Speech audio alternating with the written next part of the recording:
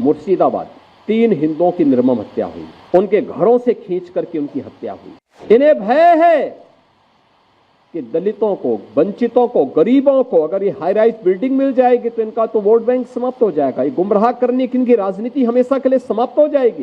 कांग्रेस और समाजवादी पार्टी या टीएमसी जैसे दल हमेशा इसमें बाधक रहे हैं और उन लोगों ने उन्हें दोयम दर्जे का नागरिक बनाने का काम किया, शरणार्थी के रूप में रखा।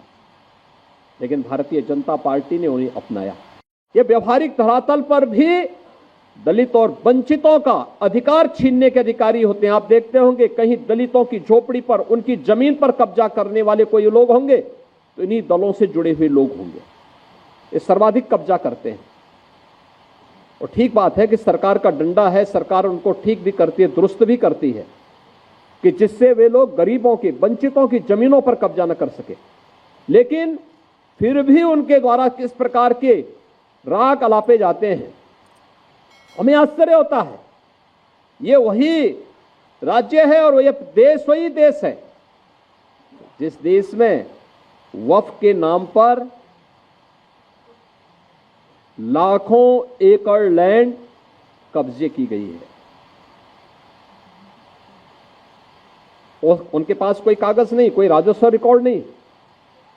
और राजस्व रिकॉर्ड नहीं तो सभी को वापस लेने की कार्रवाई, जब इस संशोधन विधेयक संसद में पारित हुआ है और अब इस पर कार्रवाई हो रही है तो इसके लिए हिंसा भड़काई जा रही है। हिंसा में आपने देखा होगा कब पश्चिमी बंगाल में मुर्शिदाबाद 3 हिंदुओं की निर्मम हत्या हुई, उनके घरों से खींच करके उनकी हत्या हुई। और ये सब कौन है? ये सभी वही दलित हैं, वही वंचित हैं, वही गरीब हिंदू हैं जिसको इस जमीन का सर्वाधिक लाभ मिलने वाला है, सर्वाधिक लाभ मिलने वाला है। ये लैंड राजस्व के रिकॉर्ड में फिर से आएगी तो एक गरीब भी हाई राइज बिल्डिंग का, मल्टी स्टोरी बिल्डिंग का लाभ उठा पाएगा, उसको भी वहां अच्छे फ्लैट सरकार बना करके उपलब्ध करवा देगी। इन्हें भय है कि दलितों को, वंचितों को, गरीबों को अगर ये हाई राइज बिल्डिंग मिल जाएगी तो इनका तो वोट बैंक समाप्त हो जाएगा, ये गुमराह करने की इनकी राजनीति हमेशा के लिए समाप्त हो जाएगी।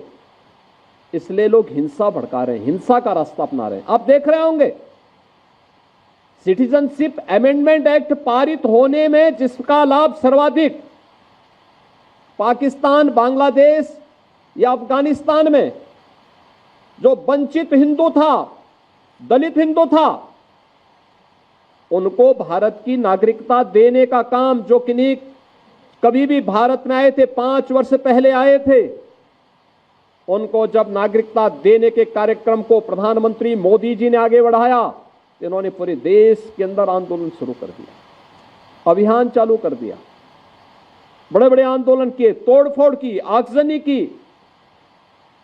लेकिन सरकार ने भी दृढ़ता के साथ उसका सामना किया और सामना करते हुए आज इस नागरिकता देने का कार्यक्रम प्रारंभ किया है।